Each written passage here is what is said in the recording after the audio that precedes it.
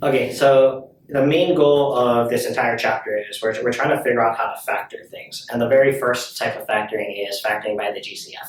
So if you look here, we have a polynomial. And what we're going to do is try to pull out the greatest factor or the greatest number which divides all three numbers, -8, 24, and 12. And for the variable, what you're going to do is you're going to pull out the variable with the lowest exponent. So I think the variable part is fairly straightforward because the lowest exponent of the x variable is just going to be 5. The numbers in the front though, -8, 24, and 12. The question is really asking what number divides all three of those but is the largest one. So can we see that 2 works because 2 divides 8, 24, and 12, but so does 4. So I don't know if 4 is the biggest one offhand, but let's just go ahead and try putting it out in front. Now, the way that I do this is I ask myself the question, what times this will give you the first term? And so what times 4 gives you the -8? And that'd be -2. And when we multiply variables, we add exponents. So what power of x is added to that to get the 7? Should be 2, because 5 plus 2 is 7. And continue that process down. What times 4x to the 5th gives you the 24? X to the 6, so that would be 6. And then a single x because it has a first power. 6 times 4 is 24. And x to the 5th times x to the 1st is x to the 6th. And similarly, plus 3 and no x's because we already have an x to the 5th. So the thing you need to check when you're asked to factor this by the GCF is we're going to go through that same process that we did in the very beginning. Look at the numbers in the front. Are there any numbers which divide all three? So is there a number which divides 2, 6, and 3?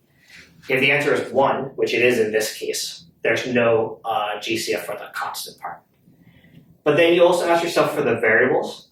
The lowest variable here is going to be square 1, and if you want, x to the 0, or there is no x there. You can also think of it like that. If that happens, then there's no way you can factor out an x as well. So when the answer is no and no to both of those, this is factored completely using the GCF. Let's go over here into the second part, and what we're going to do is we're going to demonstrate that you don't have to factor out the GCF right away. What you do have to do is factor out things that you know divide, and then use the same rule that we did over here, where we just test the constants and the exponents of the variables again, and eventually you'll get to the right answer. So, for example, I know I can pull out a 2 here. So 2 divides 32, 28, and -20. And then the lowest exponent of the ends here is n to the 2nd. So I can pull out an n to the 2nd. And then do the same thing with the m to the 3rd, and the m and the m to the 3rd. I can pull out the lowest exponent, which is m to the 1st.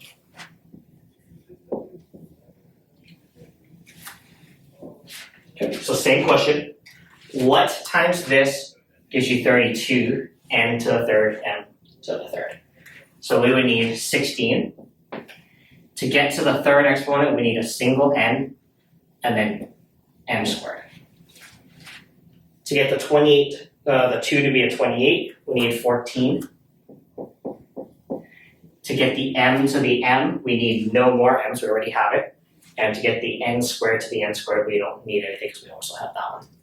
Now do the last one. 2 to the -20 will give you -10. N squared we already have, and we need 2 more, or m squared, to get to the m cubed. Now, go through the thing again and ask yourself the questions about the constants and then the variables. So look at the constants. What can I pull out of all of them? And is that pretty clear that we can pull out of 2 again? So what we do is write it like that. Because all we're doing is pulling a 2 out to the front. and then ask yourself the same question. What times 2 gives you this one? 8 and m squared. What times 2 gives you that one? Plus 7. What times 2 gives you this one? Minus 5m squared. And then go through the same process again.